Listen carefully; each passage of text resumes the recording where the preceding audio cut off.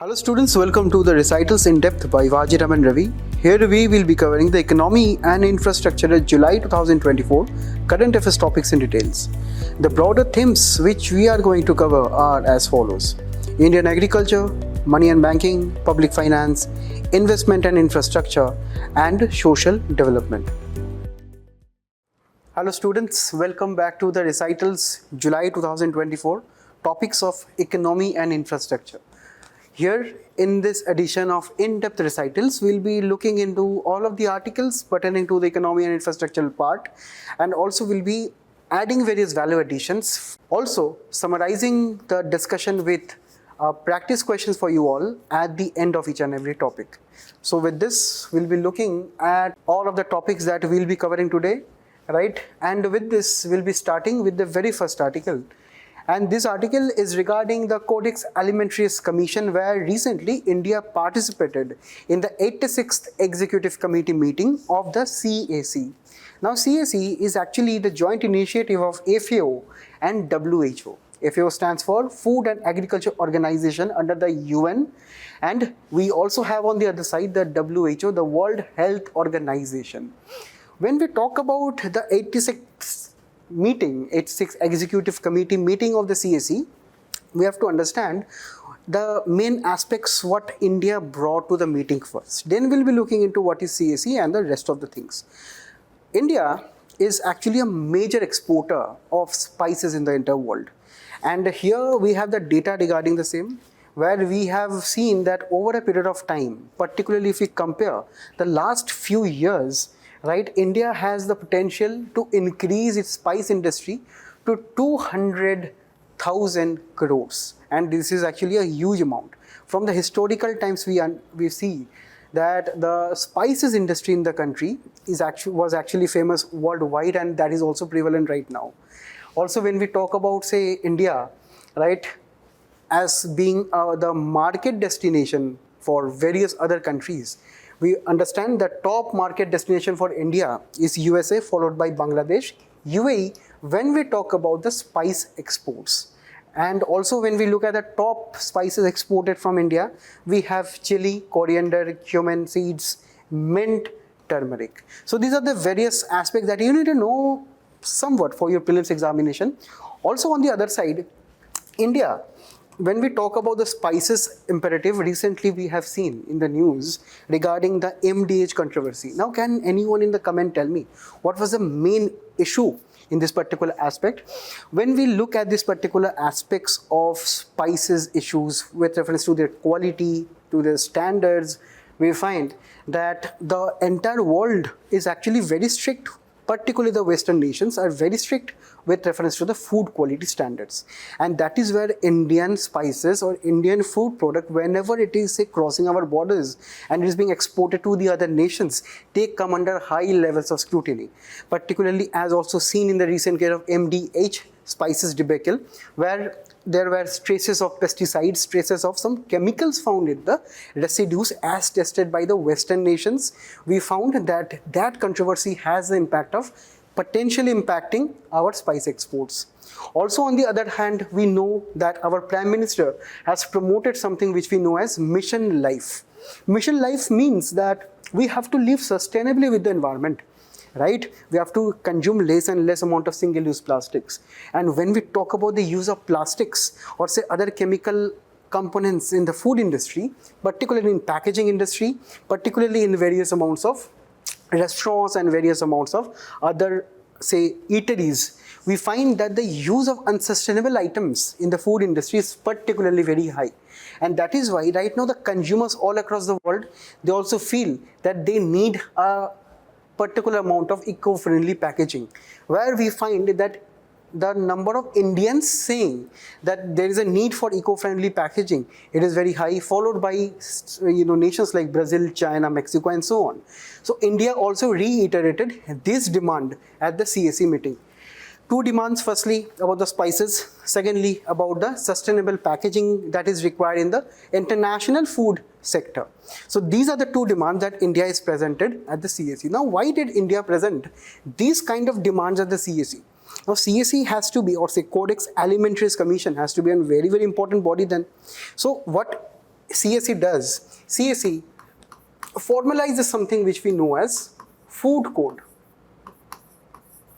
Food code. Now this food code or code of practices means that there has to be certain kinds of safety standards, packaging standards, nutritional and various other aspects of food safety concerns that need to be have a particular set of guidelines, and that is what this food code is coming into picture, where the CSE is framing the international food code, food safety standards. In India, we also have the FSSAI, which is a statutory body which is looking into the food standards and safety issues in the country. So at the international level, we have the CSE. At the national level, we have a statutory body which is the FSSAI. Now, can you tell me the name of the act of this FSSAI which is making this a statutory body in the comments below?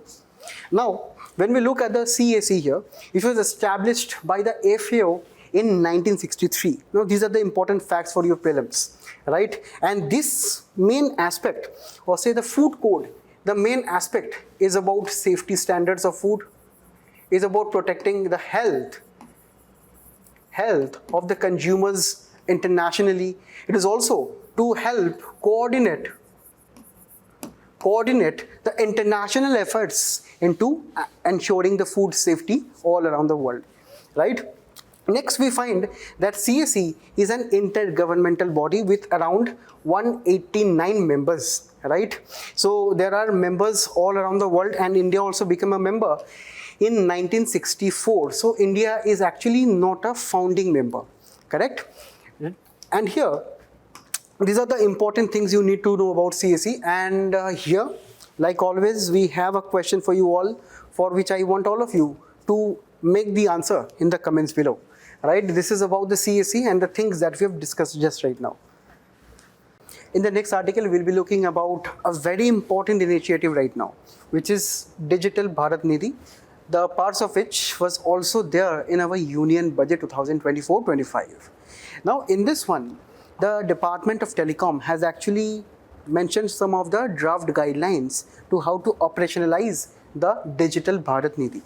And for the discussion of Digital Bharat Nidhi, firstly, we have to discuss about something which we know as Universal Service Obligation Fund.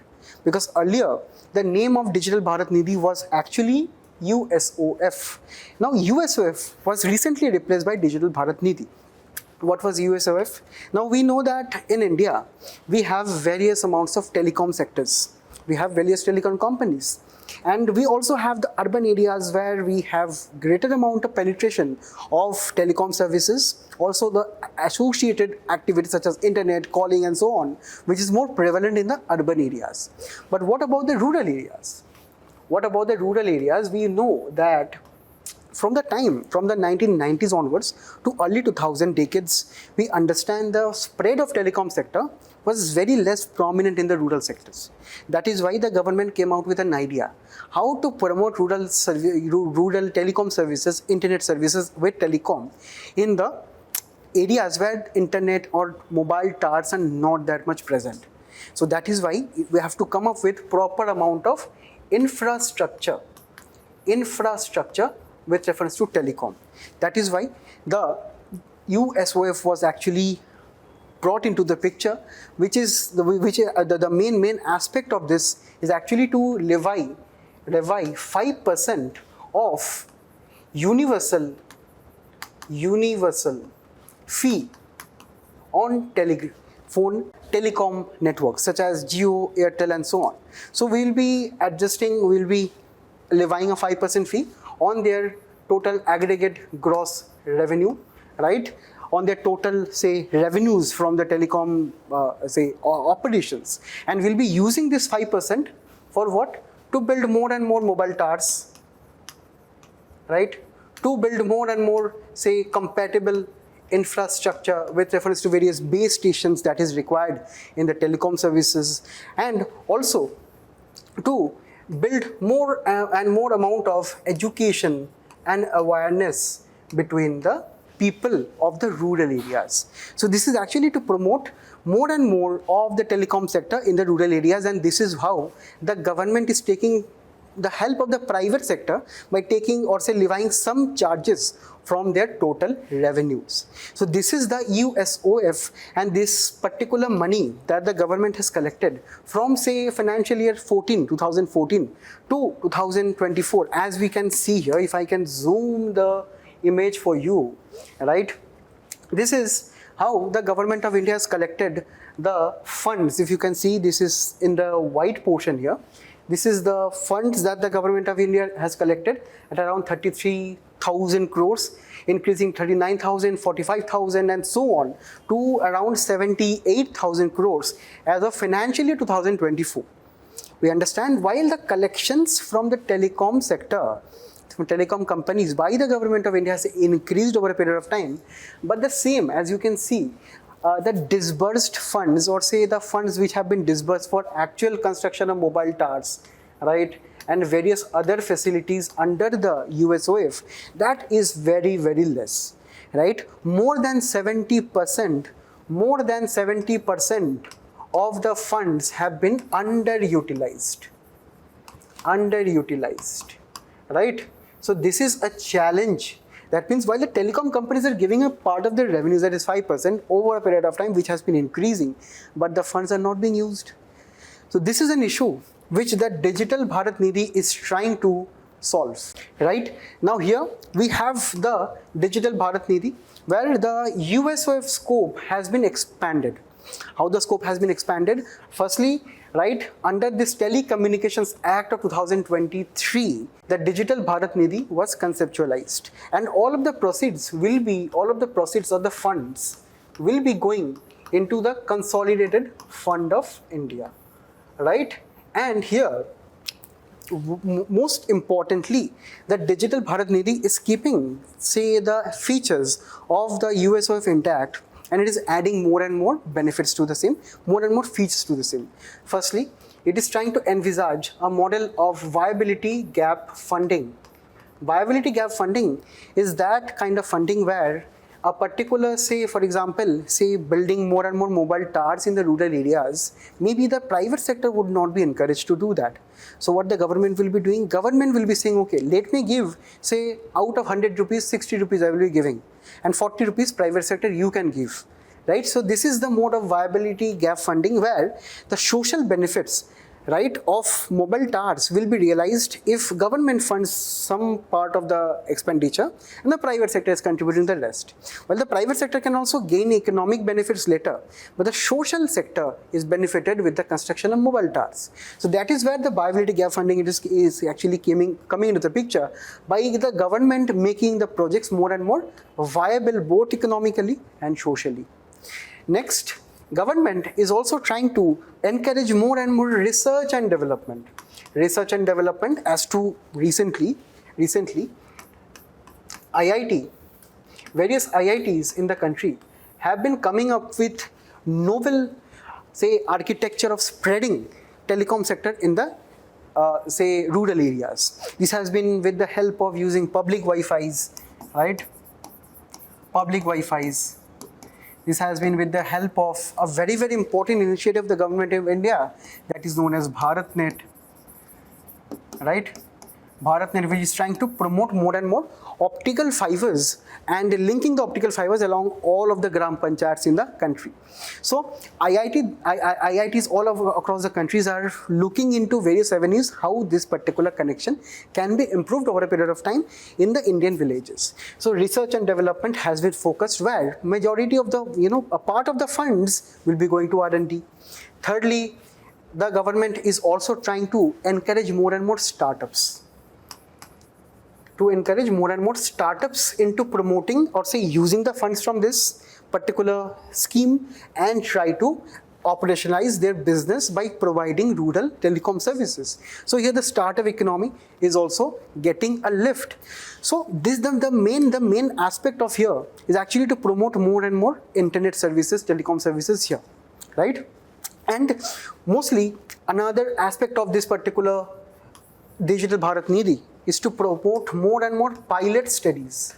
Pilot studies means, for example, conducting demonstrations of, say, a technology which is not out in the public domain yet, but it is form of a testing model. It will be tested on some villages maybe, and then it will be expanded to rest of the villages. So it will be encouraging more better public and private partnerships into spreading this particular program. So this is a very, very important scheme when it comes to the financial inclusion, the digital inclusion, and also inclusive growth imperative of the country. So please do use such things in your mains answers to further illustrate and enrich your answers. Along with side, we should not also forget prelims. Here we have another prelims questions for you all. Please do let me know of the answer in the comments below. Right? Recently, the government of India has announced a target of linking all the primary agricultural credit societies in the country and also converting many PACS or primary agricultural credit societies into multi-purpose cooperative societies. What are multi-purpose cooperative societies? These are the various societies which can do more than just giving credit. We'll be discussing more in the slides from now. So here, the government of India is trying to promote more and more multi-purpose PACS at more than 2 lakh gram panchayats or say villages in the country. Now, let us look firstly into what are PACS in the very beginning.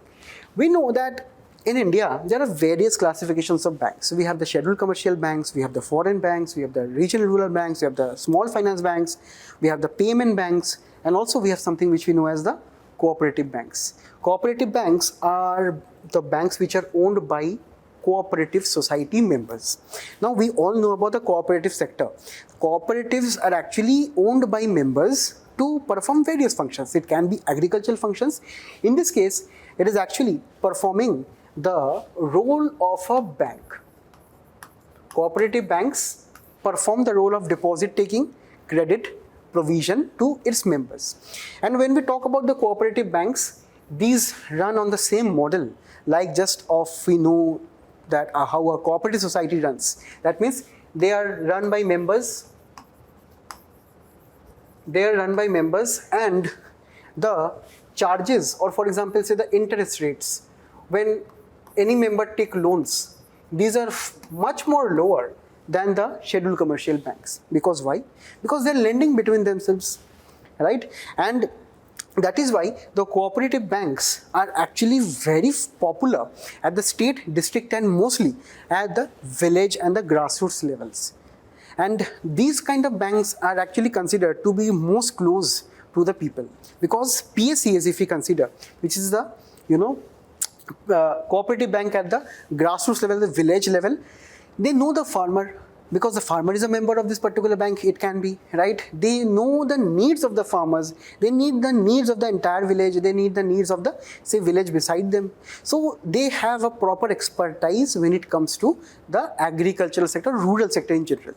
So this is why sometimes even the banks, the commercial banks, they also take the help of various PACs, various cooperative societies or cooperative banks in particular lending functions. Now, coming to this cooperative banks classification, which is actually the classification given by the RBI here. We have the cooperative banks, all the cooperative societies, some of them are banks. And out of them we have some cooperatives as urban cooperatives. These are also known as primary urban cooperatives, right? On the other side, we have the rural cooperatives. Now further, urban cooperatives and rural cooperatives, they are also classified further. Urban cooperatives are classified as scheduled urban cooperative banks and non-scheduled cooperative banks. Okay. Now, rural cooperative banks are classified into 2 types. First, short-term rural cooperative banks and long-term cooperative banks. Short-term rural cooperative banks will be giving loans or say credit for short-term purposes. For example, say purchasing of seeds, chemical fertilizers, say daily household needs of the agricultural laborers or say the rural people. And the long-term ones, they will be giving long-term loans, for example, development loans for the various infrastructure that is needed in the agricultural sector. So this is how the classification works. On the state side, we have these state cooperative banks which are under the dual regulation of RBI and the state government, right?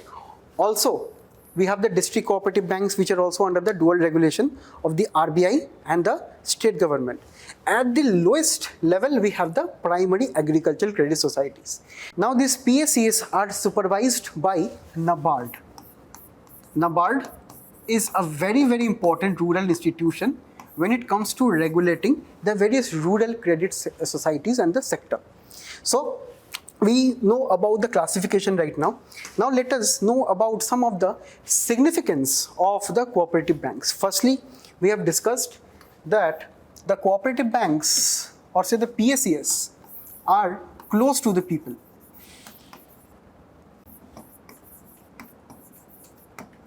This makes credit very, very easy, right? This makes giving credit very easy. Second, various scheduled commercial banks or various small financial banks, right? Various kind of banks, they collaborate with PACS to disburse lending under something which we know as priority sector lending. Now, what are priority sector lending? We know that there are various priority sectors in the Indian economy: Indian agriculture, startups, renewable energy, student loans, women empowerment, so many other sectors which we know that which are extremely crucial for the economic growth of the country.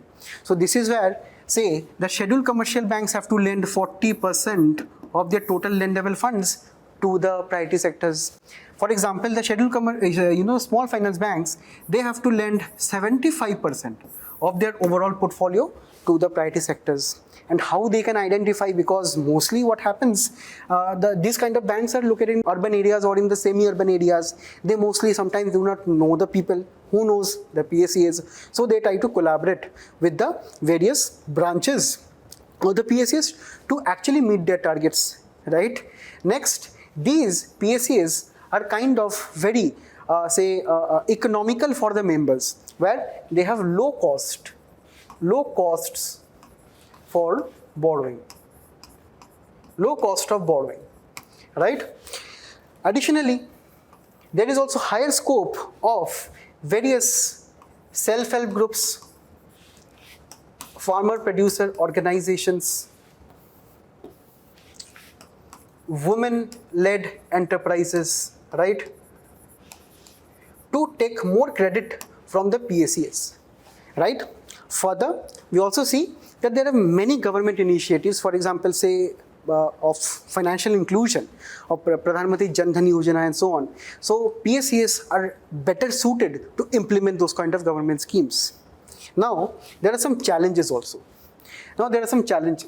Firstly, we find that since they're regulated by the members, there have been many times where there has been charges of mismanagement. Where due to mismanagement, there have been lots of non-performing assets, or simply bad loans, or say the loans which the borrowers could not pay back. They are rising over a period of time. It has been seen according to various RBI reports. Secondly, we also have had issues with reference to political interference with reference to the lending and say the various regulatory practices of the PACS. Next, we also have had issues with reference to less amounts of funds when they are requiring funds to be given to the rest of the villages, to be given to the rest of the rural areas, rural economic sectors. So this is also a kind of a challenge. And also, there have been many calls, there have been many recommendations in the country to actually transform them from only serving as a role, from giving a credit to the people, to perform various other roles, right? So the roles have been also been debated, that they have the potential to perform other roles, and that is where the recent government imperative of having multi-purpose PACS, or say the PACS, right, where they are performing, say, giving funds to the people, where they are performing, giving, say, various expert opinions to, say, the rural areas or say the agricultural sectors. They are also, say, capable of, say, giving various dairy sector initiatives and various other initiatives to the people, right? So the roles have to be suitably modified according to the role and say position they are right now lying into. Apart from this, there is something more else which should be done. Firstly, we can accelerate PSA's digitization. One more issue here is actually the lack of digitization. We know that right now, whenever we will be stepping into any banks in the country, we will be definitely be seeing computers, internet connectivity and everything. But in the PSAs, that is not the case, right? There are majority of the PSAs in the countries who are lacking this technical developments. So we must be having more and more amount of investment in computerizing them. Next, there is a particular model, a bylaw for PSAs, right, which has been a central form of legislation framework given to various state governments, right? And that is where this model bylaws can be implemented by the state governments and can be helping the rural sector to develop their PSAs even further. And finally, we need to encourage farmers to use the PSAs, because many farmers sometimes they feel like, since they are actually not a part of any cooperative society, they maybe will be going to the nearest rural branches and so on of say scheduled commercial banks and so on, such as RBI, such as SBI, PNB and so on. So we must be actually catering to the farmers and try to increase the customer base of the PSAs and hence increase the profitability and so on. So these are the various things we need to take away from this article. And here alongside another question for you all, the answer of which please let me know in the comments below. According to government data, recently there has been a rise in liquefied natural gas imports in the country, and this is where we need to focus on the aspect of LNG and how LNG can be an alternative source of green energy for the nation. And here, when we talk about the total architecture of India's gas-based plants which runs on LNG, we find that in India we have many existing and completed LNG terminals across the country, right? Mostly we find that these terminals are located around the coastal areas, right? Two in the say eastern coast and most of them along the western coast of the nation. Also, when we find there are many more LNG terminals to be say set up in the upcoming years. And also, most importantly, when we talk about LNG terminals, we mean that these are the places where the LNG imports or say the production are happening. And from here, we can also distribute the LNG to the rest of the nations via pipelines. So we see that there are also pipelines that are connecting the various terminals to other terminals maybe, or say the terminals to rest of the part of the country. When we also see the northwestern part of the nation is actually very well connected to the LNG terminals on the Gujarat coast. So we understand that the gas-based plants in India, they serve a very highly crucial importance role in India's transition or say India's broader aspect of becoming net zero by 2070. While we understand that liquefied natural gas are actually quite polluting in nature. They are actually not totally carbon neutral. That means they do definitely emit some carbon dioxide emissions, but those emissions are far less than by using coal thermal power plants. So this is where we have to understand India recently, as of now, and also say over a period of time, they have been promoting more and more of gas-based plants that run on LNG. One of the primary reasons which I told you, because it is actually a cleaner fuel. It is not a totally clean fuel, but it is a cleaner fuel than our present, say, crude oil or coal-based thermal power plants. We have to understand that LNG is typically 85 to 95% of methane, which contains less carbon than other forms of fossil fuel. It has also low amounts of ethane and propane, butane, carbon dioxide and nitrogen. It produces 40% less carbon dioxide than coal and 30% less than oil. So it is actually a cleaner one, right? And also it is actually significantly emitting less amount of dust, soot associated with coal and oil based thermal power plants. And this is what makes the first reason. Second reason is that India wants to ramp up its non-fossil fuel, say, power capacity to around 500 gigawatts. 500 gigawatts. So this is what we have to understand, that India's overall non-fossil fuel generation has to be increased to this amount of gigawatts. And this is what we have to understand, that while LNG is a fossil fuel, but actually LNG can reduce the amount of dependency on the rest of the polluting fossil fuel, right? And this 500 gigawatt target has to be met by renewable energy. Renewable energy. But the main aspect of renewable energy, that it is actually quite time taking. It is time taking in nature, because setting up wind power plants, setting up solar power plants, importing solar cells, having a proper solar battery infrastructure, it takes a lot of time. So this is why in the meantime, the LNG will be serving as a transition fuel for when India wants to convert from the highly polluting fossil fuels to the renewable energy. And also we find that as of 2023 and 2024 summer months, we have seen India reaching its peak demand power in its energy requirement, particularly in North India. So during summer times, during the times when we use more and more ACs, more refrigerators, more cooling capacities, we actually see energy deficiency.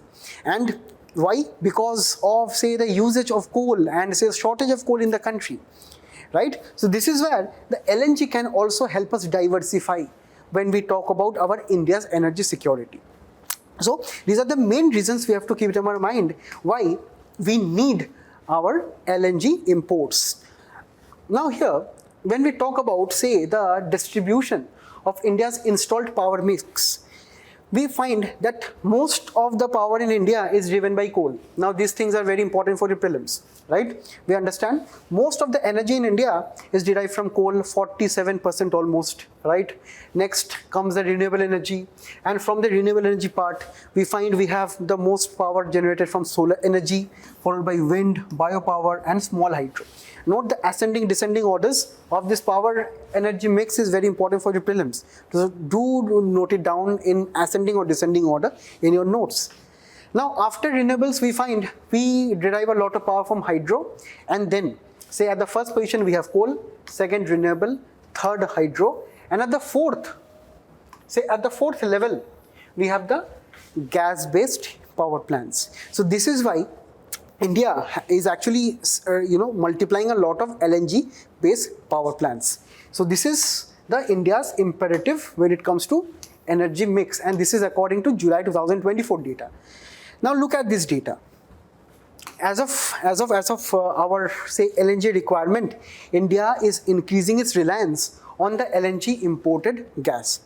And when we talk about the domestic and the import of LNG, we find that almost 50% of April to July 2024 and 2025, we find almost 50% is coming from the domestic production of LNG, that is within our country, and the rest we are actually importing from the rest of the world, right? So this is how our entire LNG statistics is looking. And when we talk about the import dependency of our country, it is roughly in the range of 48%. That is, we are importing 40% of the LNG from the rest of the world. And when we talk about this increase in imports, because from 46% last year, we are importing right now 2% more at 48%. Why this 2% increase? Firstly, there has been cool down in the prices or decrease in the prices of LNG internationally, right? So liquid natural gas is much more affordable for India right now. Secondly, we also have seen high amount of infrastructure augmentation, particularly when we talk about the biogas policy of India. When India is actually trying to ramp up its power production using the LNG terminals. Thirdly, we find that the increasing demand for power due to increasing population, increasing economic integration, economic development of the country, is also leading to greater amount of demand of the same. So these are the main reasons where we have to understand that LNG imports are increasing. But should we be dependent on this kind of data and this kind of, say, import dependency? Obviously not. That is where we must be trying to increase our production. We must be trying to see the LNG power generation as an alternative, or say a transition from purely fossil fuels to, say, renewable energy. So that is where the India's net zero target by 2070 can be achieved by first moving to transition fuels such as LNG, right, to renewables, and finally to advanced, say, power energy such as nuclear fusion and fission, right, where we have the nuclear power plants, right, when it comes to the energy diversification of the country. Now, alongside the same, we have another question, practice question for you all. Please let me know the answer of the same in the comments below. Recently, the Ministry of Mines inaugurated the District Mineral Foundation Gallery at New Delhi. And this is a very, very important case study if you want to include rich and diverse points in your mains answers. Now, what is this all about? Firstly, let us start about what do you mean by, say, District Mineral Foundations. See, Ministry of Mines notified the MMDR rules 2015. In these particular rules of 2015, the Ministry of Mines formulated the District Mineral Foundation, where we know that in particular districts of the country, for example, in states like Jharkhand, in states like Chhattisgarh, in some areas of West Bengal, and various other parts of the country, we have various mines, we have various mineral resources. And mostly if we look at those places, these are dominated by, say, tribal people, tribal sections of the population, or say they are having the backward sections of the populations. But when we talk about the mining part is done by, for example, say the government of India, or say in most cases nowadays it is being privatized, it is done by the private sector. Do you think that the benefits, or say the profits from the mining actually goes to people who are living in these areas, maybe who are actually working for these areas? Also, it is not always about, say, the profits. It is also about, say, the quality of life that they are living. Because we know the areas that are close to mines, they are highly vulnerable to pollutions. Because we understand the, say, dust, the soot, the remnants of the mines, they emit a lot of dust all around the local areas. They hurt the biodiversity of the area, right? They pay very less wages to the people. So these are the various issues that the local areas are facing due to the mining aspect, because the mines have been there for thousands and thousands of years, and these people have been exploiting the mines, or say the local people have been using the mines for their own benefit. Right now, capitalism has entered their areas. So the ill effects of capitalism, to actually combat the ill effects of capitalism, this District Mineral Foundation were set up. And here, what is the main agenda of this, District Mineral Foundations, is to, say, having a particular rate of contribution to the District Mineral Fund. So, District Mineral Fund will be there, where it will be under the District Mineral Foundation. The funds will be used in various activities, in various aspects of the people who are living in these areas. Where, say, 10% of royalty in cases of mining leases, which have been granted after 2015, they would be collected and deposited in the funds. 30% of the royalty in respect of mining leases granted before 2015 will be deposited into this foundation, right? As of now, almost around 18,000 crores have been collected, right? Total funds which have been sanctioned is just around at 10,000 crores when we look at 2018 data, right? And the total expenditure, or for example, this District Mineral Fund can be, for example, used to set up better schools, right? Better hospitals, better educational institutes, or say training institutes, skilling institutes, right? Or say better amount of food security measures in the local areas, or say building MSMEs for the local tribal areas, and so on. So this particular expenditure is only 3.5 thousand crore, which is actually lacking behind. So this is where this district mineral foundation and district mineral fund becomes very important for your examination. So this is one of the issues that we have seen right now, and that is why the government of India is trying to promote more and more of the activities in, or say the social welfare activities in these areas. And for this we have a scheme which we know as Pradhan Mantri Khanij Kshetra Kalyan Yojana, where this scheme will be working for the welfare of the overall people in these areas, right? And these funds, because the government has framed the DMF, or District Mineral Foundation trust rules, not a single trust has been registered in any of the mineral districts. The utilization here, just like the USOF utilization we have seen in the very first topic, utilization is very low also, right? And also here a proper amount of rules and guidelines have been mentioned. The most important rules and guidelines which has been mentioned is the 60-40 initiative. 60% of the funds has to be invested in areas which are known as high priority areas, right? Which is known as high priority areas, such as immediate welfare of the people, better health, better educational facilities, better amounts of, say, livelihood facilities, such as supporting, say, MSME foundations, right? Giving, say, emergency welfare benefits, such as, say, the conservation of biodiversity of the areas. So these are immediate high priority areas. 60% of the funds must be used for these things. 40% of the funds should be used for another important priority areas, which are, say, developing the roads in this particular areas, right? Having better access to telecom services, say, to telecom services, internet services, and other associated infrastructural activities. So these are the various aspects when we have to understand about the 60-40 initiative under this Yojana. Now, this is a very, very important case study. As you can see here, we can find, say, some cocoon, right, some silk sarees, some, say, proper amount of, say, tashar, yarn, textiles. We can also find various amounts of, say, clothing, and these have been manufactured by whom?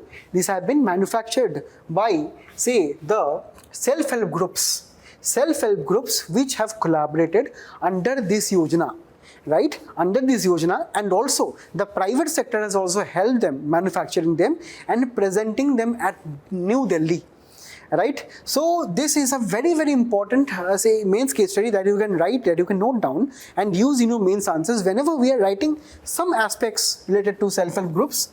How self-help groups can be important for our economy, and how, say, the private sector has collaborated with the self-help groups, and also a very important government initiative is helping the self-help groups in this manner by promoting more and more products from the tribal areas reach urban areas such as Delhi as a part of a very important government initiative. So this has been possible how? Because of the Ministry of Mines and the District Mineral Foundation and this particular Yojana and the private sector. So we need better amount of utilization of funds, we need better amount of collaboration, such as more and more self-help groups, such as more and more of women can be empowered in these ways, and particularly in these areas where we have the mining activities. Now, alongside the same, we have another PYQ for all of you that is related to the District Mineral Foundation, the answer of which you read the question and you let me know in the comments below. Now in the next article, according to Clearing Corporation of India Limited, there is a rise of more than 1.5 trillion rupees of certificates of deposits. Now in our examination, in our prelims examination, we have had many questions regarding certificates of deposits, commercial bills, and so on. So here we'll be looking into the aspects of certificates of deposits and how it is a very, very important instrument in the money market. Now when we talk about the certificates of deposit, it is, for example, say, just like your savings account or your fixed deposits account, right? For example, say I would like to deposit around, say, for example, 1000 rupees in my bank account, right? I can do it in a savings account. I can do it in a savings account. It is very easy. I can also deposit this in, say, a fixed deposit account, right? Fixed deposit account. It will be giving me a little bit of higher interest rate than the savings account. I can also do something which we know as, say, subscribing to certificate of deposit of a bank. That is, the bank will be creating an account for me in that bank only. If I deposit this 1,000 rupees, so this is actually an account of mine in the bank only, right? But it is having a name of certificate of deposit, right? It is actually a fixed income financial instrument governed by the RBI when we talk about our dematerialized format.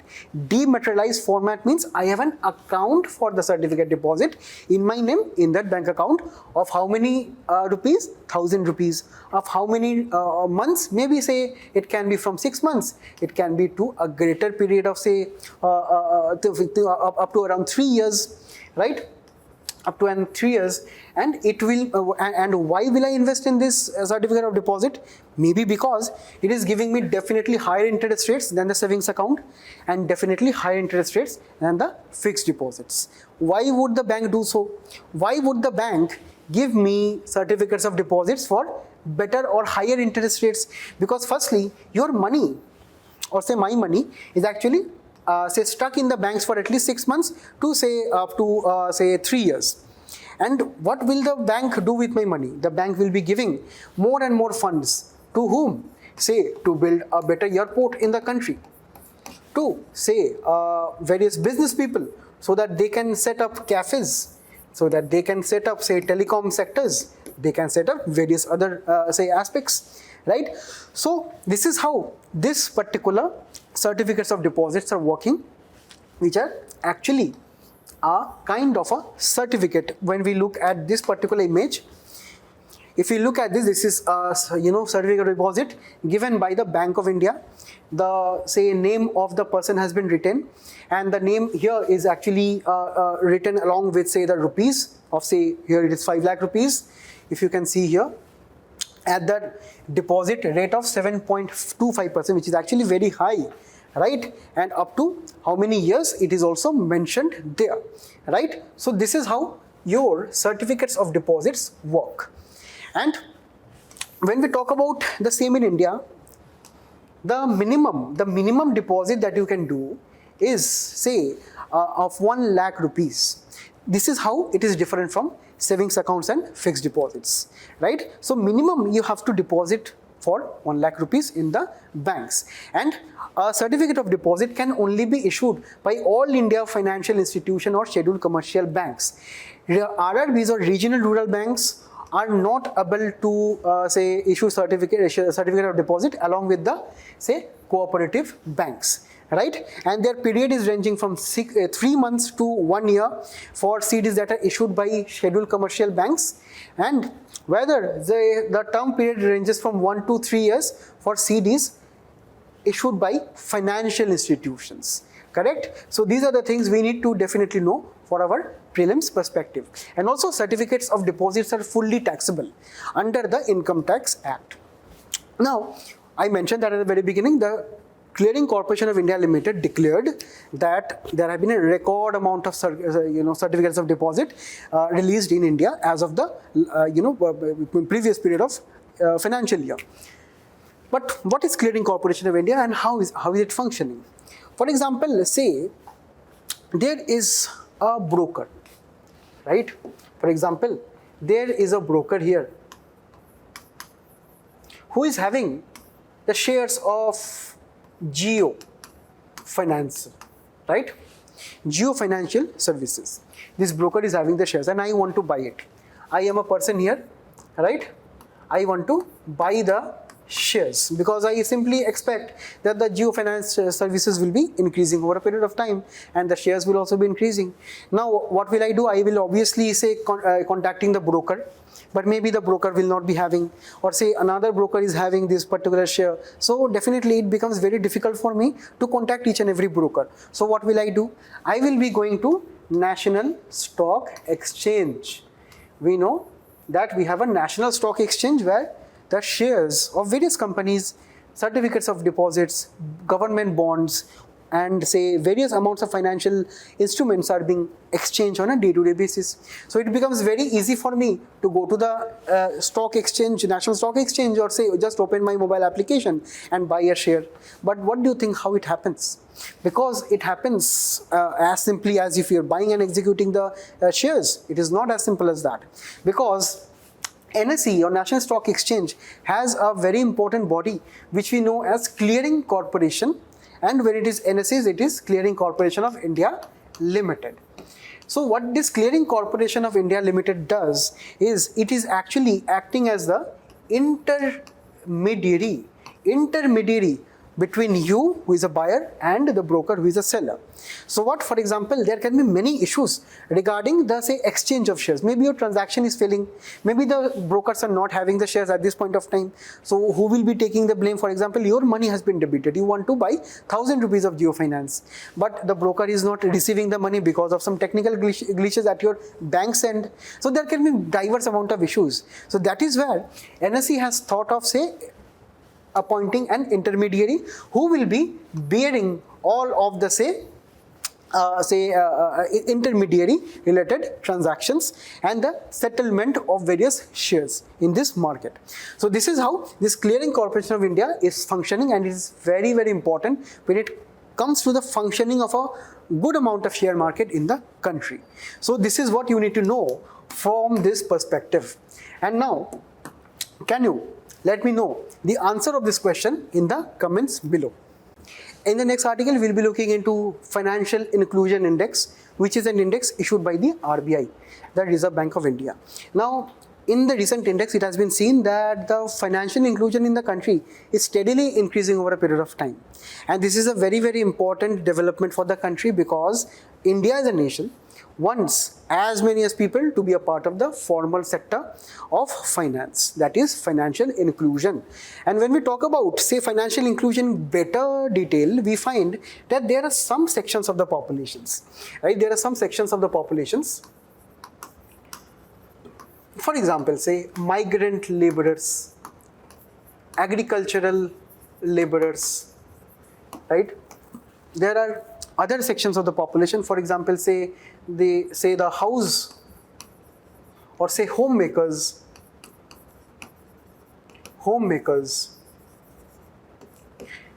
There are, say, urban informal sector. There are, say, some students from the vulnerable sections of the population. We have the, say, other vulnerable sections of the population, for example, SC and STs and minorities, right? We have various other sections of the population who you know definitely are out of the formal banking sector due to various reasons. Firstly is, say, for example, say illiteracy. Second, lack of access of funds. Third, there are various barriers that do not let them reach the formal sector, such as money lenders and so on. So this is why we need financial inclusion for them. These are the sections of the populations which in banking terms are known as unbanked section of the population. These are the unserved section of the population which do not get the benefits of the formal banking economy, such as having a safe deposit, savings account, such as having the provision of getting loans for setting of any enterprises, right? So these are the sections which need a lot of empowerment when it comes to the financial side. So these are the underserved section, having no bank account, having no access to financial services, and they rely on a cash economy, right? They dominantly rely on a cash economy. But on the other side of the spectrum, we have banks, we have microfinances, we have mobile network operations, we have card companies, postal networks, we have, say, NBFCs who are waiting for, who are actually waiting to welcome them, to set up any deposits, or to set up or to take any loans, to set up any businesses. So this is where we have to bridge the gap between the unserved and the served. And this is where the financial inclusion aspect is coming. And under this particular financial inclusion, when you try to write any introduction in your mains answers, never forget to mention the Rangarajan Committee on financial inclusion, which defined financial inclusion as the main policy of the government of India to bridge the gap between the unbanked, unserved sections and bringing them into the formal banking sector by giving them better credit opportunities, by giving them better deposit opportunities at the formal banking institutions. So this is where we understand that the government of India have also taken many financial inclusion initiatives across the country across a period of time. It started with, prominently we all know, the Jan Dhan account. Jan Dhan bank accounts are actually the bank accounts, basic bank accounts, which the government of India promoted in 2014.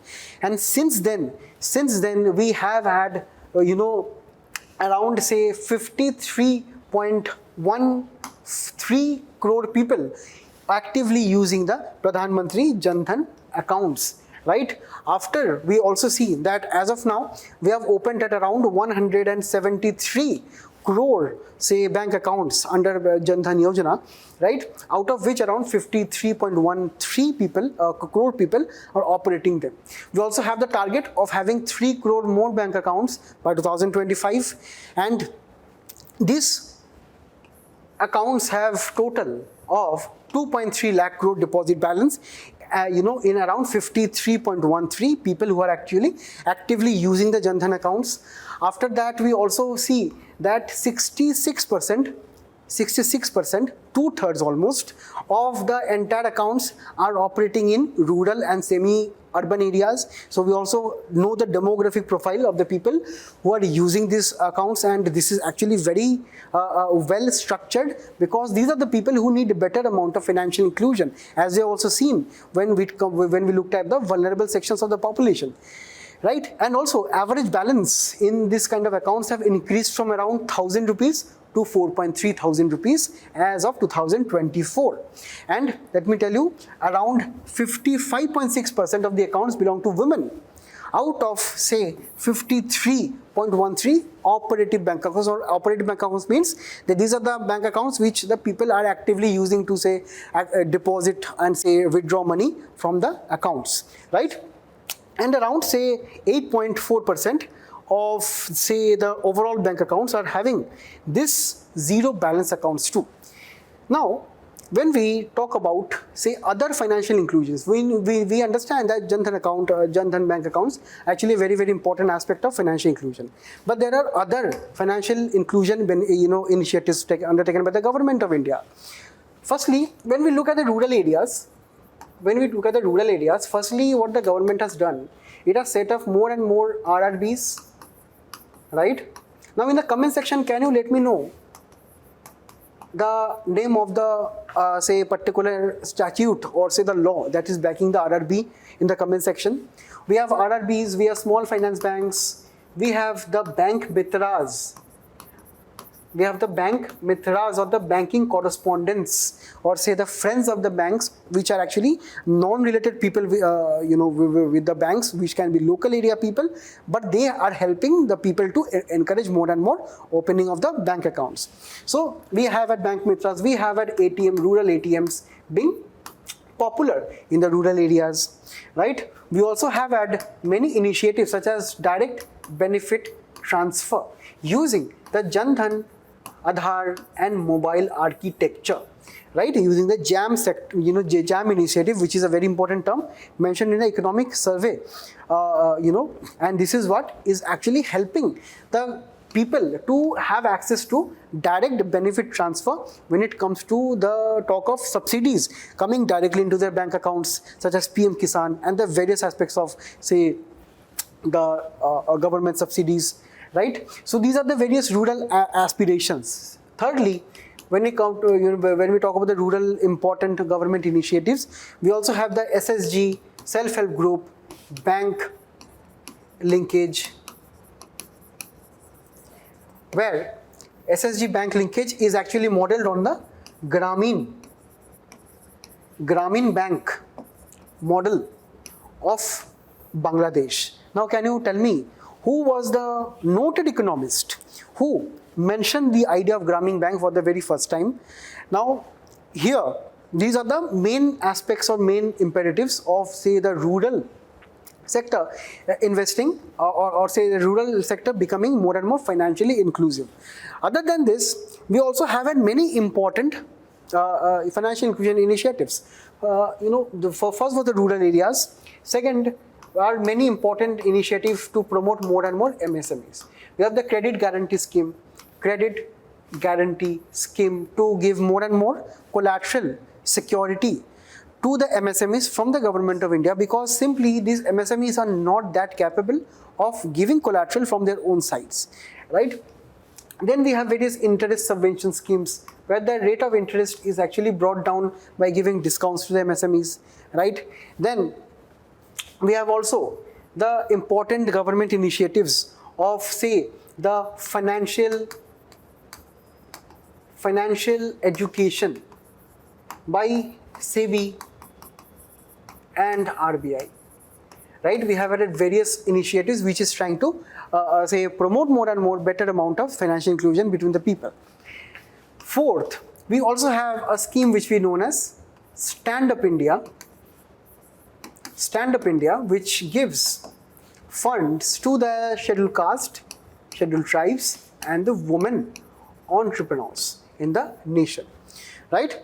So these are some of the government initiatives. Now, in the comment section, you let me know 2 to 3 more financial inclusion initiatives in the country that we are trying to improve over a period of time. And here, coming to the RBI's Financial Inclusion Index. Financial Inclusion Index is published annually. Now, these are the things which are very important for your prelims, right? Now, these are published annually in July every year, okay? And this is a comprehensive index which is having the banking habits of the people, or how the people are using their bank accounts, how much they're depositing, the digital payments, how properly they're using the UPI, right? And how is, say, the popularity of UPI in various parts of the country, for example, the digital payments. Next, the investment that the people are making, say, in the fixed deposits, in, say, the stock markets, and so on, and how better the people know about these investments, about insurance, about postal banks, and how the people are actually depositing or, say, subscribing to various postal, say, bank initiatives. Then it is also looking into the pension sector, and it is having 3 broad parameters. It is looking into the access of financial inclusion, into the usage, and the quality of the financial inclusion in the country.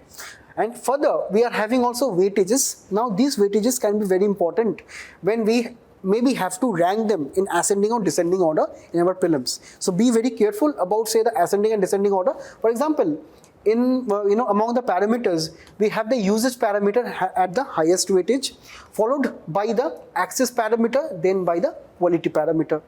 Then under the quality parameter, we have financial literacy, consumer protection, and, say, the inequalities and deficiencies with reference to various banks and their banking services. What did we see? By comparing everything in this index, we saw this graph. That is from 2017. From 2017, when this survey came out in July in 2017, to 18, 19, 20, 21, 22, 23, 24, we see that there has been a consistent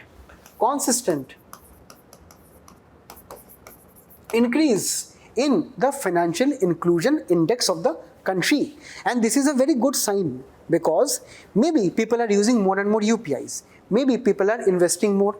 Maybe people are subscribing to better pension schemes. Maybe people are having better bank accounts, more and more bank accounts. They're ensuring that they're not using cash on a day-to-day basis. They're using bank accounts, or, say, savings deposits and UPI payments. So this is how, over a period of time, the financial inclusion parameter has improved in the country, and definitely this will be another very important mains validation point for all of you. So if you can actually draw this diagram, draw this simple graph that can start from, say, 2017 to 24, right? And on this, you can draw this graph like this, as simple as that, right? And whenever you are drawing any diagrams in your mains answers, always box it and give it say, footing, for example, figure and RBI's financial index, right? So This is what you have to ensure. Now, again, we have, say, another question for you, which refers to financial inclusion in the country. Now, please let me know of the answer in the comments below. Recently, the Prime Minister has praised the Araku coffee. Araku coffee is grown in the state of Andhra Pradesh at the, say, northern part of the Andhra Pradesh. It is a type of Arabica coffee, which is the most, or say, which is the brand of coffee or the breed of coffee, which is consumed by the highest number of people in the world, right? And also we find that when we compare the two varieties of Arabica and Robusta, we mainly need to compare about, say, the climatic conditions and the cultivation needs.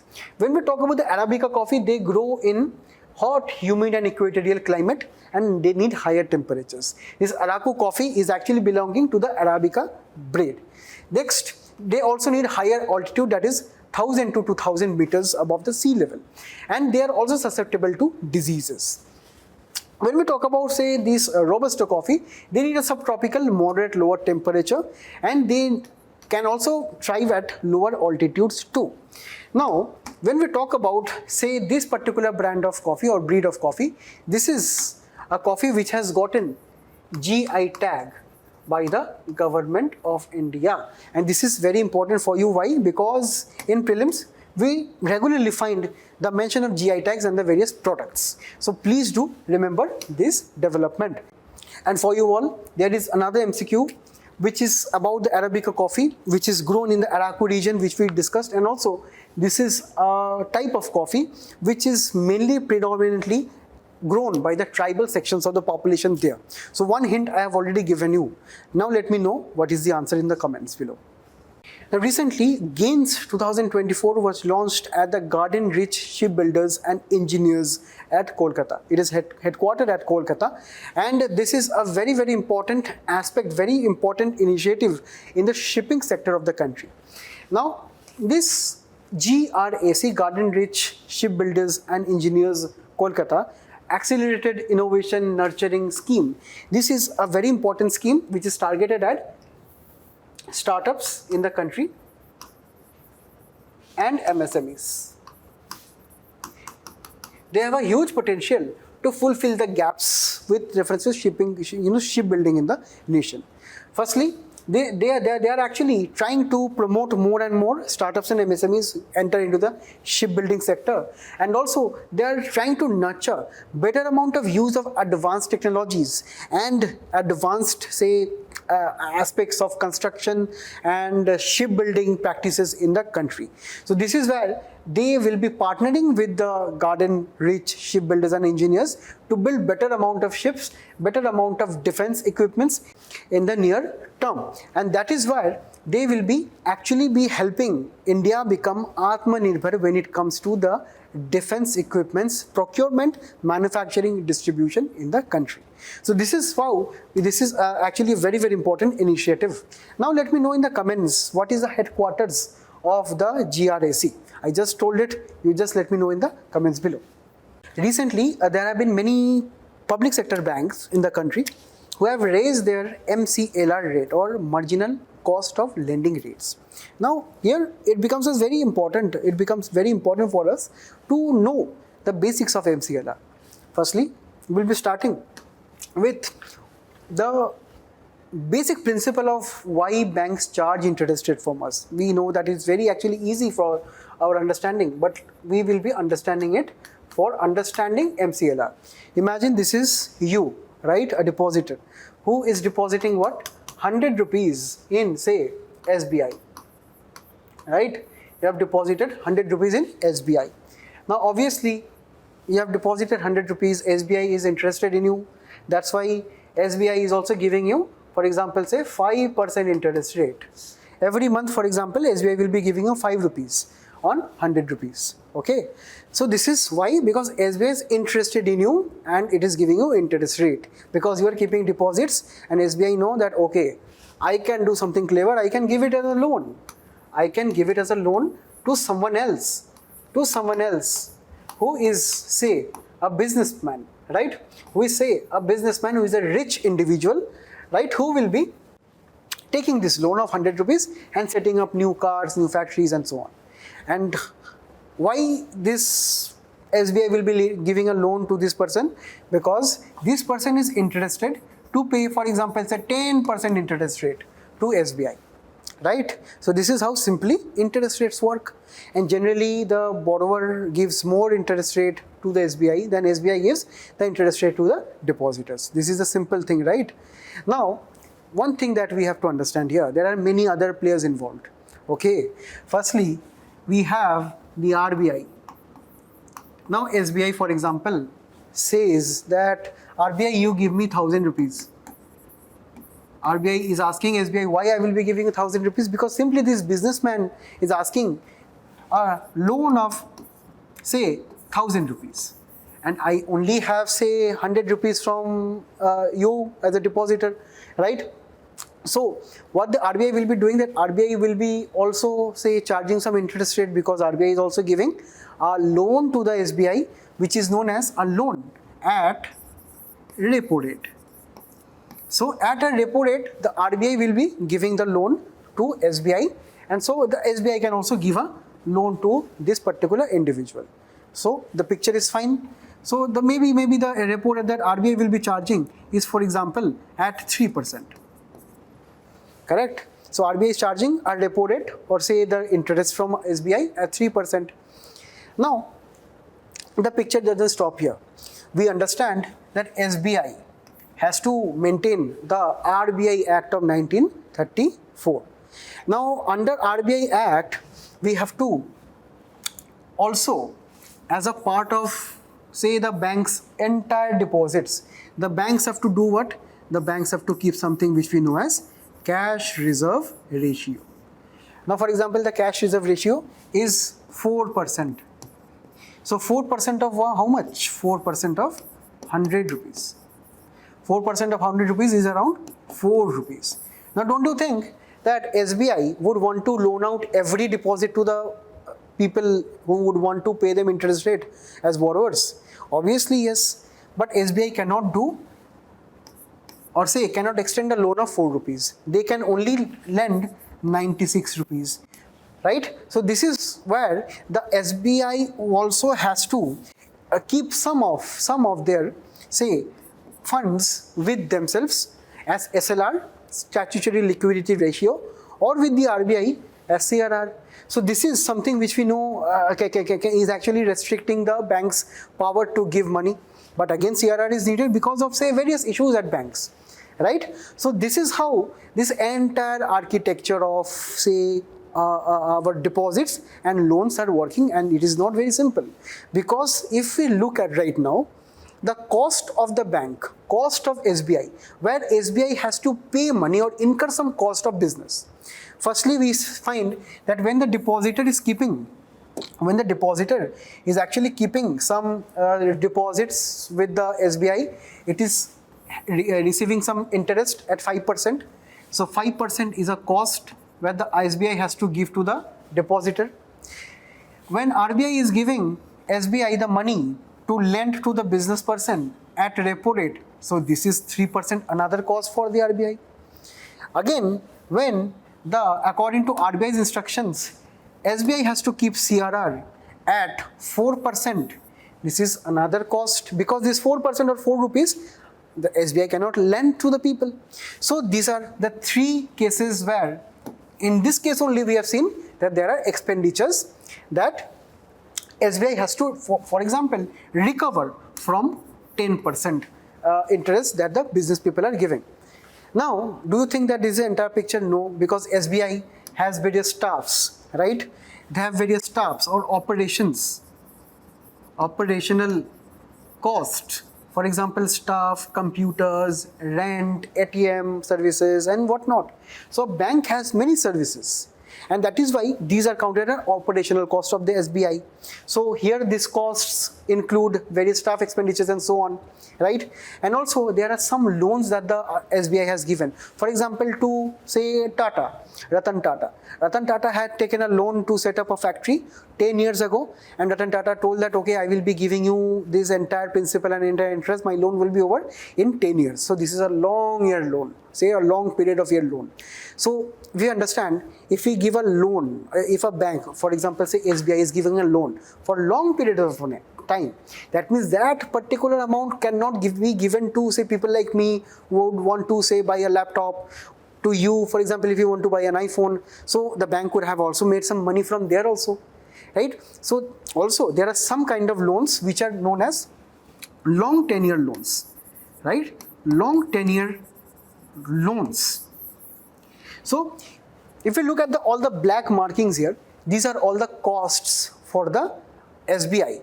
And also obviously the SBI has to maintain some of its profit margins at the end of the day after incurring all of these costs, right?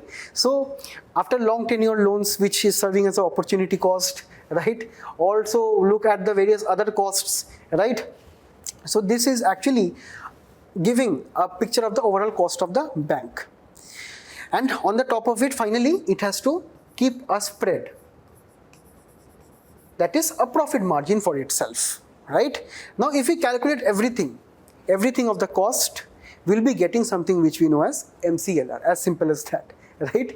Where we have the marginal cost of funds, where in this marginal cost of funds, we are including, say, for example, the entire cost of this particular loans that RBI has given to the SBI in this manner. So we have this kind of benchmark loans means that the RBI is giving to this particular SBI, right? Plus some of the spread or some of the, say, profit margin that the banks would like to keep for itself, because it has to keep some profit for itself also, right? Then the banks are having some amount of tenure premium, or say the long tenure loans, and if those loans could have been given to, say, some people in the short term, that the bank could have earned more interest. By letting those interests go, it is actually having a quite high opportunity cost by actually giving long-term loans to, say, long-term projects, right? While the interest rate they are getting from here, but maybe in the short term they could have gotten more interest rate, which is known as tenure premium, right? And on the top of it, they have various operational expenditures, as we have seen here. And finally, the cost of CRR, as we can see here. So this is the entire MCLR, where the marginal cost of funds means, say, the loan that the RBI has given to SBI under repo rate, right? They has to be revised every frequent period of time. For example, say a monthly basis. So on a monthly basis, we are getting to know what is the marginal increase or decrease of cost of, say, RBI repo rates loans for the SBI bank. So that is known as the marginal cost of funds. This is not the average cost of funds, that is just by calculating all the months and how many loans they have taken divided by 12. It is not like that. It is actually looking into how much extra money that SBI has taken every over every, say, month, over every quarter. So this is the marginal cost of funds. And here, according to RBI, any bank cannot keep any interest rate below, after calculating everything, not below MCLR.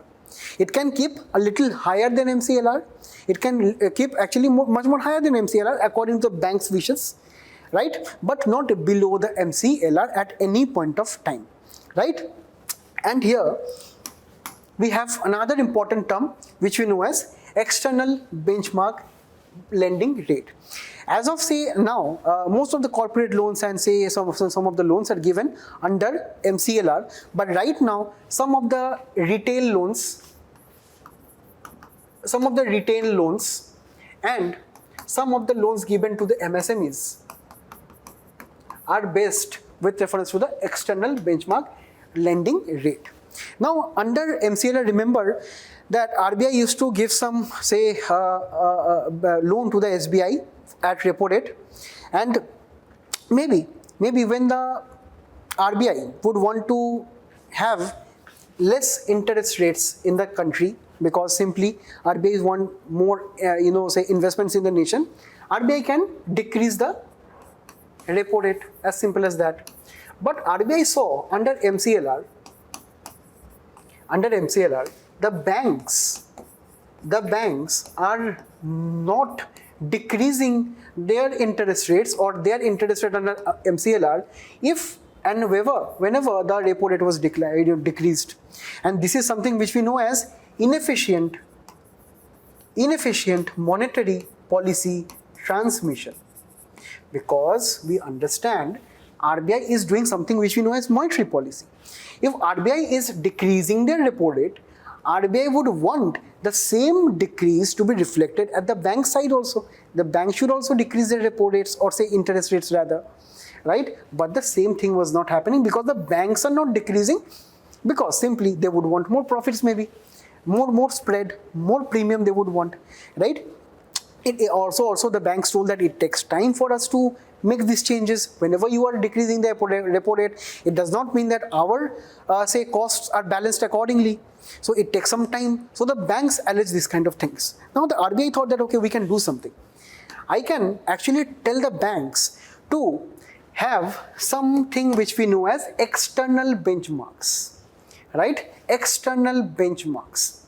Whatever the loan formula was, that for whatever the MCLR formula was earlier, whatever MCLR formula was actually having the cost of CRR, cost of funds, operational cost, profit margin, spread, everything was included.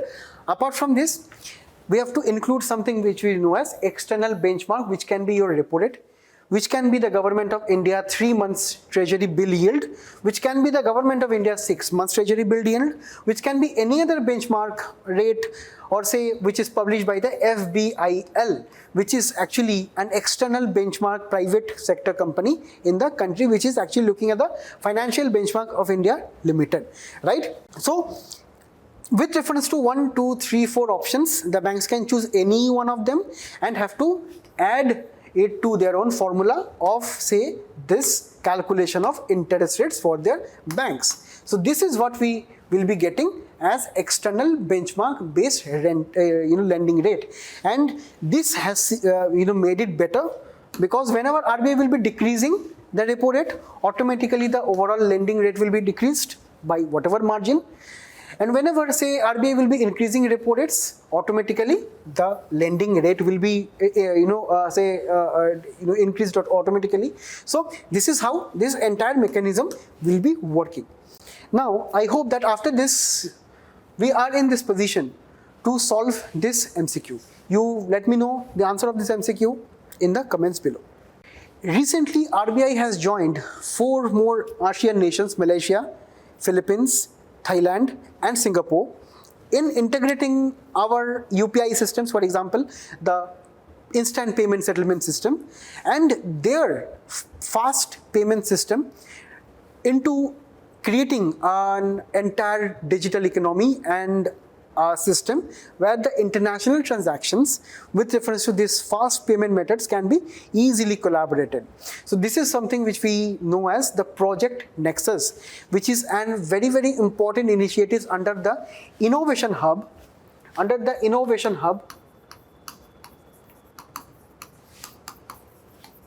of the Bank of International Settlements. Now in the comment section, can you tell me where the Bank of International Settlements are located and what is its main role? And also, let me tell you, BIS is very instrumental when it comes to the international settlement and the payment architecture of the entire world. And recently, RBI have actually signed on to Project Nexus. Project Nexus is actually aimed at interlinking, or say connecting all of the world's fast payment systems. In our case, we have the UPI, right?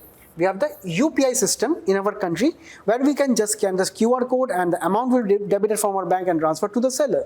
It is as simple as that. Now we in India are not only having the service of and the benefits of UPI, we have the same at Thailand, Malaysia, Singapore and some of the other Asian nations and some of the developed nations too. But when we understand, if we are in India, right, we can transact using any number of UPI to any number of sellers and buyers, between buyers and sellers. But can we use the same system, or say if you are on a trip to Vietnam, right? If you are on a trip to Vietnam, can you use our own UPI system at Vietnam? Not as of now, right? Because the payment systems between our own Indian banks and their only Vietnam banks are not interlinked, because UPI is actually a system between the banks which helps the banks maintain a communication of transactions. The debit or the credit amount of UPI transaction that we see in our message, they do not happen instantly. They take 1 or 2 days at the bank's end to settle. That is, say, a message that is sent to us instantly. That is also something that the banks keep the communication between them, right? And at a later period of time, preferably within 1 or 2 days, that settlement is transacted between the banks, right? But on our side, we get the instant communication that okay, the transaction is done. That is what is actually the main problem when we talk about going internationally, because we have to understand UPI is actually helping the Indian banks having a better amount of network, better amount of synergy. But the same network is not with Vietnam, not with Malaysia and Singapore and so on. So that is why the central banks of these nations are coming together to set up an interoperable network where any customer, any tourist, if they we go to their country, they come to our country, they can use their QR code and simply pay, make the payment on their own terms. So this is the main idea, where in this digital economy, we have to have better and faster access of financial services, as simple as that. And that is what will be also boosting the digital economy, ensuring better amount of financial inclusion in the nation, and also ensuring that the vulnerable sections of the population participate in this kind of transaction facilities. And also, it makes it very simple and easier for the people to go abroad and also come to our country and say visit various tourist places. And this will be also boosting the tourism sector of our country. Most importantly, the cross-border payments that can be settled at a say blink of an eye is can be say conceptualized better over a period of time. So this is the main aspects of this project Nexus. And whenever you see this term in your prelims examination, the question can actually come like this, or also the question can also come like, for example, Project Nexus has been seen in the news is related to what, as according to the options given below. So please let me know the answer to this MCQ in the comments below. Now recently, the Central Institute for Cotton Research under the Indian Council for Agricultural Research has kind of revolutionized the cotton industry in the country. How? Because they are using artificial intelligence to detect these naughty organisms in our Indian agricultural scenario. These are the pink bollworm. As you can see, these are pink worms which are entering into a cotton ball. This is a cotton ball. This is not a ball B-A-L-L, this is B-O-L-L, okay? This is actually the structure which is referring to this a pod of cotton seed, where inside we find the cotton fiber. And what these naughty creatures do, they go inside the cotton ball despite using chemical fertilizers or pesticides, whatever. If once they enter the cotton ball here, the destruction is done. The farmers will be suffering losses for sure. This is where we have to detect them cleverly by using technology. This is what exactly ICAR has done. Now this is a sample what this technology has done. This is just a sample. For example, we have various say batches of cotton plants here, right? What we will doing, we will be say collecting one of the branches or one of the batches samples of the cotton. We'll be capturing the images using this application, mobile artificial intelligence application. And from this particular picture, we will be sending it to machine learning algorithms in this app, and this will be analyzing it, right? The pest will be detected and counted from the images upload, right? And finally, you will be having this detailed alert system that you have to immediately take action as soon as possible, otherwise the crop will be damaged. So this is how this scientific study has been conducted by ICAR in various villages of Punjab and some of the rest of the India, where it has been successfully detected and tried to say improve the scenario of say cotton cultivation by using AI technology. But obviously we find that while this is highly significant, we can actually detect the infestation of a pest in a particular crop, but these are actually fraught with some issues, mainly by the farmers end, because the farmers sometimes are very hesitant when it comes to the adoption of new technology. Right? So this is where we have to increase the awareness between the farmers to adopt these technologies, because potentially this will be saving them many amount of say rupees, and also their time and labor, and also their peace of mind. So this is an initiative which we can actually mention in any answers that come under application of e-technology in our agricultural scenario. So from this particular part, we will be attempting one more MCQs, the answer of which you please let me know in the comments below. Recently, for organic products, it is a very good news that mutual recognition agreement has been signed between Taiwan and India. And firstly, we need to look into the various organic certifications in India as of now. We have two modes. Firstly, we have participatory guarantee scheme, where, for example, there is a village in India. This is a village in India where these are the 4 farms, and the 4 farmers, all of them are growing say organic crops. For example, this farmer is new, right? And these are the old farmers, existing farmers, which were cultivating organic crops. So what happened, the Ministry of Agriculture said that for organic cultivation, which can be quite lengthy, which can be quite technical, for new farmers, let it make it very easy and simple. So the Ministry of Agriculture asked the 3 farmers here, 1, 2 and 3, that you go to this new farmer's field, make friendship, have good amount of say discussion, and you talk to him and look at the crop practices, look at the various organic practices, for example, say not using chemicals, using proper amount of seeds, using proper amount of tillage on the soil. If everything done by the new farmer is having good response, then you 3 people can certify that okay, this farmer is organic and also doing the same organic practices that we are doing, that our neighbor farmers are doing, that okay, you can also do that. So this is actually a scheme which is also a peer based scheme, that is looking at what your peers are doing, your neighbors are doing in organic cultivation and certifying them. This is actually a very important collaborative scheme. But we have to understand, any organic produce certified under participatory guarantee scheme, they cannot be exported. They cannot be exported to other nations, right? They can be say distributed in the country, between the country, for in various states for consumption and whatever reasons, but they cannot be exported because there are some nations like EU, the US, which actually have very strict amount of guidelines which are maybe not followed here, because this is, as we have seen, a peer kind of a certification process. This is not a very formal kind of a process. What the EU and the US wants is actually a much more formal process.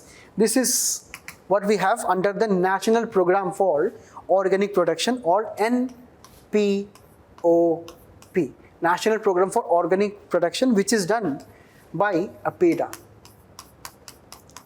And this functions under Ministry of Commerce. So what APEDA does? APEDA has proper amount of rules, guidelines, right? Amounts of say dates, frameworks and everything in mind to certify organic produce in the country.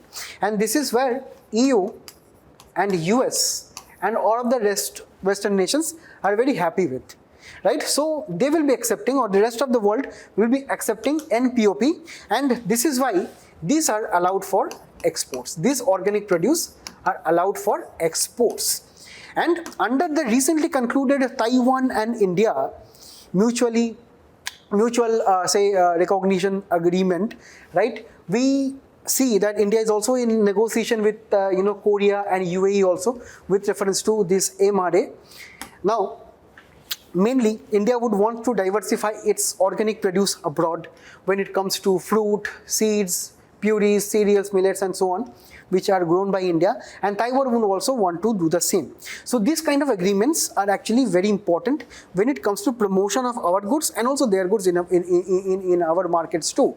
So this is a very good initiative, which is actually a kind of say green signal to the organic producers in the country to get better certified and increase India's exports on a global scale.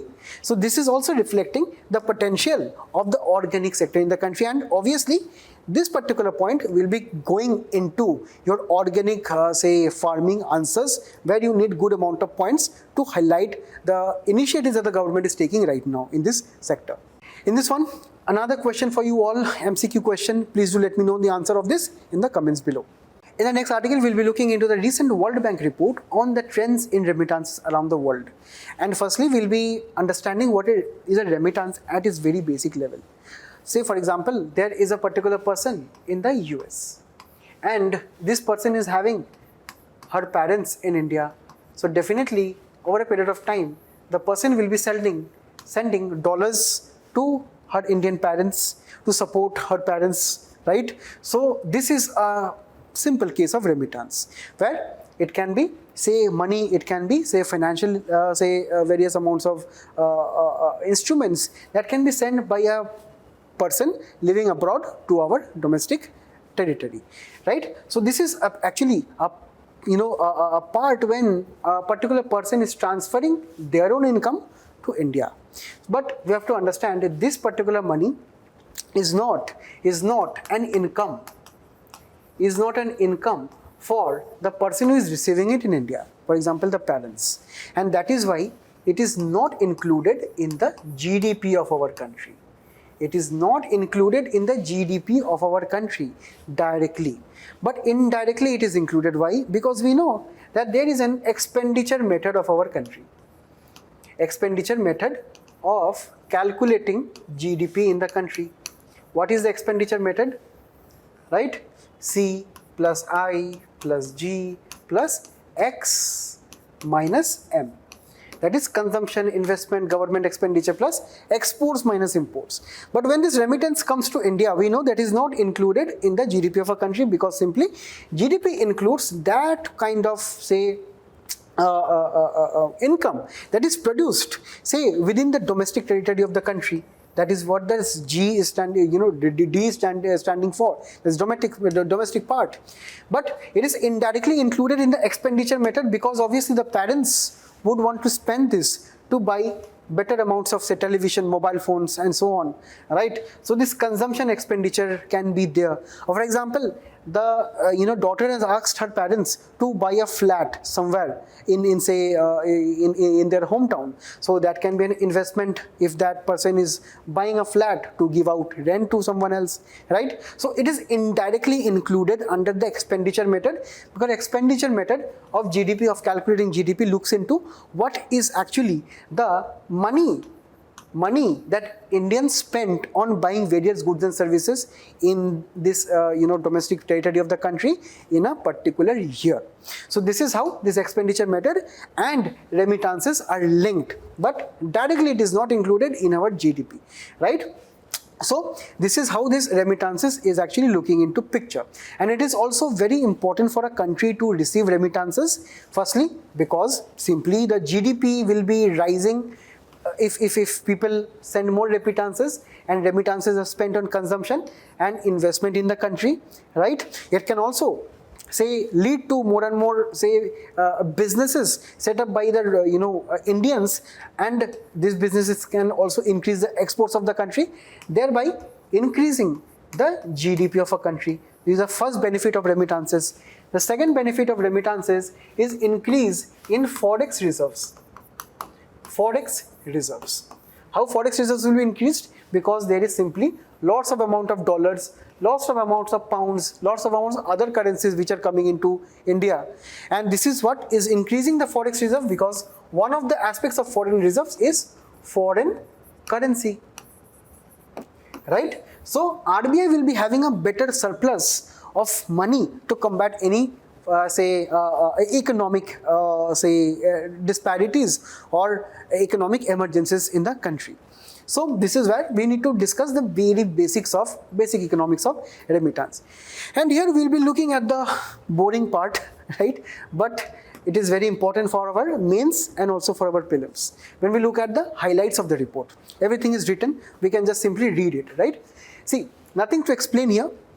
The low and middle income countries at 2023 levels, they are having at around $656 billion of remittances coming to this low and middle income countries, where we have countries like India, China, Bangladesh and so on. Potential downside risks as of now is that we have various crises in the world right now. We have crises taking place in Israel, Palestine, in the Central Asia, in Russia, in Ukraine, in say Latin America. So we have found that while the remittances are growing at 2.3% in 2024, it is predicted, this growth may be coming down in the previous years, and this growth is also less than the previous years because of the various issues taking place in the world right now.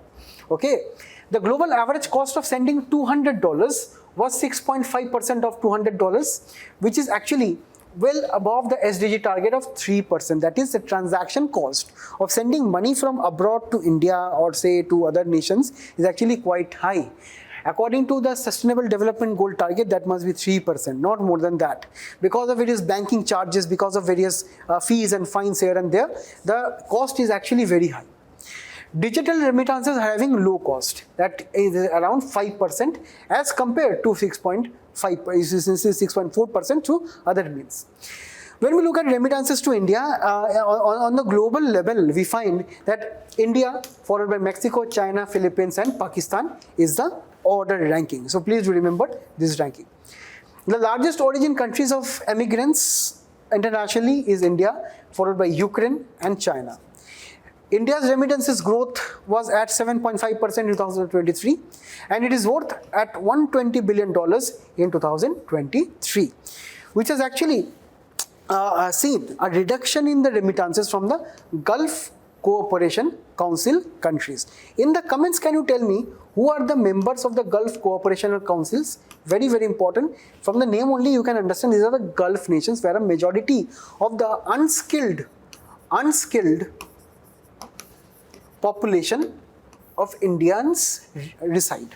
So we find that there are many issues taking place in the Gulf countries right now, right? Many security related issues, many Israel-Palestine related issues are happening. That is why many Indians are not, unskilled Indians are not feeling it safe to live there, and that is why also the cost of living in these countries are increasing, due to which the remittances from these countries have decreased. And when we talk about the diversified fields, for example, this is about the unskilled population. The skilled populations of Indians, they reside in the OECD nations. OECD nations are the heavily industrialized and modern developed nations, such as the US, the Western European nations and so on. So they reside in the OECD nations. And the remittance flows, as we can see here, from which nation to India? That is following from US, UAE, Saudi Arabia, Kuwait, Oman and Qatar. They together represent around 11%. UAE represent around 18% of the total remittances. But US is the largest source of our remittance. Please do remember all this important data for your prelims. Now, when we look at this say practice question, you please let me know the answer in the comments below. Now recently Standard & Poor's have actually upgraded India's sovereign credit ratings, and this is very important. Why? Because whenever we go to our banks, the banks will be asking for our CIBIL score, of our credit information score, if we want to take any loans. For example, if I want to buy a car today, the bank would want to ask me, what is your CIBIL score? A CIBIL score is a score that is looking into my overall previous loans, my income and everything, my assets, how many houses I have, how many say assets or gold that I have, right? And they will be calculating a score for me. And if I ask for a 20 lakh rupees loan, they will be looking into my income, they will be looking into my past loan, whatever loans I have taken, right? And they will be finally calculating into how much interest rate I should be giving. If I am a person who have paid all the loans back in a disciplined format, and also I have better income, right? They will be saying, okay, On an usual day, I would charge 15% from you because you are having a good score. I will be charging 10%. So I will be getting this car at 10% loan for 20 lakh rupees. And if there is another person who has defaulted again and again and again over a period of time, that person maybe has to pay 15%. So this is how credit information works. This is my credit information, and if I calculate my information, your parents' information, your friends' information, Delhi's information, say overall India's credit information, we get something which we know as sovereign credit ratings. Now these sovereign credit ratings are actually given in this ways. These are published by very popular and very highly developed and advanced financial institutions such as S&P Standard & Poor's, Moody and Fitch, where they have various classifications. If you look at it here, we have the best classification at AAA, AA+, AA minus, A plus and so on, right? We can also see that Moody's is having a different classification of A and capital A and small a's and so on. We do not have to remember exactly whatever they are classifying, but we have to understand that there is A category which are actually up to A to around BB minus. These are something which we know as investment grade nations. That means these are the various grades on which nations are classified. Maybe this is a Scandinavian country or UK, Poland. Maybe this is where India is lying, or this is where, for example, say Sri Lanka is lying, right? So this is actually, the higher you are on this table, the better your income is, the better your economy is performing, the lower amount of fiscal deficit you are having, the better previous loans you have paid off, right? And that is why up to around BB minus, right, and Baa3, under Moody's classification, we get something which we know as investment grade countries, which include companies or nations who have a strong capacity to pay back the previous debts. Okay, and alongside the same, we have non-investment grade countries and companies from BB minus to D grades. These are the countries which are having the very low amount of insecurity. Acha. Now when we look at the ratings methodology, what do this Moody's, Standard & Poor's and these kind of people, they look at India? They will be looking into structural features of our country, the external finances, public finances and macroeconomic outlook. So on these aspects we see they will be looking at our governance indicator, our GDP per capita, share in world GDP, years since default or restructuring, or say if you have taken a loan and not paying back, how many years has passed, broad money supply, right? Can you tell me in the comments below what is the formula of broad money supply? Then we're also having reserve currency flexibility when we talk about external finances, commodity dependence, sovereign net foreign assets, foreign exchange reserves, external service, inter-service, current account balance plus FDI that is coming into the nation. Also gross government debt, general government interest, general government fiscal balance, foreign currency, real GDP growth, consumer price inflation or CPI, real GDP growth at the end, right? So we find that there are various factors that these kind of credit agencies check. And why do they check? Because these are the report card that if our economy is performing in a healthy manner or not. And accordingly, if you look at it here, as of now, right, the S&P, the Standard & Poor has given us a BBB minus or BBB minus, Fitch has given us BBB minus, Moody's has given us BB3. That is, the same category that everyone is given. And also, according to S&P observations, that as of now, while the government is actually trying to focus on infrastructural projects, power projects, right, various amounts of capital investment, this is actually a positive sign for India's credit rating and also overall GDP outlook. GDP outlook means the future forecast. As you can see, the future forecast, as you can see here, financial 2024, 25, 26, 27, India is having a consistent at around, say, 6.8 to 7% of real GDP growth. That is actually very good for developing nations. Even China's growth is not as high as India's projection, as we can see over a period of time. Also, as we can see, the current account balance, right? The current account balance as a portion of our balance of payment, this is also kind of stable, but also over a period of time, there is a kind of risk that current account balance will be kind of also increasing in negative. Also, general government fiscal deficit is also projected to decline over a period of time. But here, the S&P has told that there are risks. There are risks, particularly when we talk about the fiscal deficit, that the government of India, if they want to attract higher amount of investments, higher amount of FDI, higher amount of economic growth, that cannot be possible without low fiscal deficit. Because fiscal deficit, high amount of fiscal deficit, that means that the government is defaulting on the previous loans.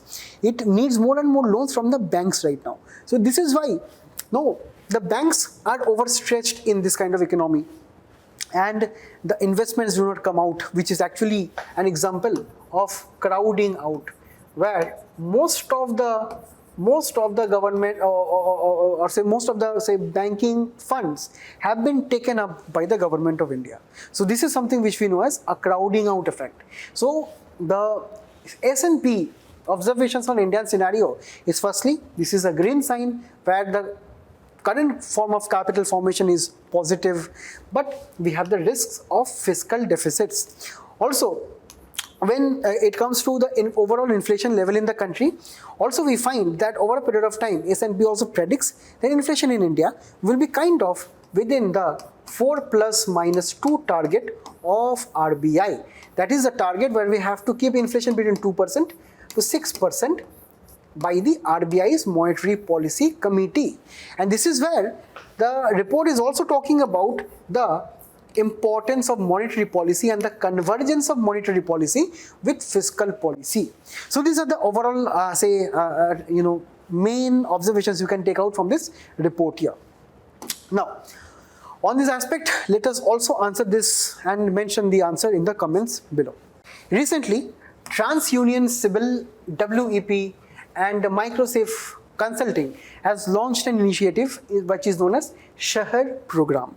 SEHER Program is actually an initiative to boost the financial literacy, financial education in the country among women. And when we talk about, say, women entrepreneurship program, it is actually a public-private partnership, PPP partnership, which also has Niti Aayog, corporation in this manner.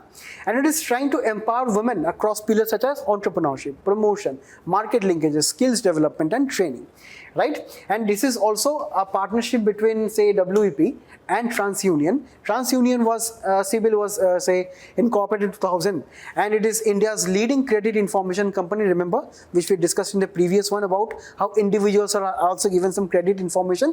This is exactly how it is done by companies like CIBIL, right? So this is how banks, customers, governments and so on, they are also having credit information. And when we talk about some data, this is very important for our mains. We have to talk about the number of women who are involved in business. The data is gotten from the Udyam registration portal from the Ministry of MSMEs. Now, in India, there are around, according to this portal, 63 million MSMEs, of which around 20.5% are women-led. And this is employing around 27 million people, right? These women-owned enterprises. Rural areas are having more MSMEs than urban areas which are controlled by women. And also this particular program and this financial inclusion initiatives or this SEHER program, this has the potential to create 30 million more new women entrepreneurship and also creating 150 to 170 million jobs in the country over a period of time. So this is a very important initiative. So please do remember this initiative for any women related answer or say any rural development or financial inclusion related answers. Now with reference to this, please do let me know what is the answer in the comments below.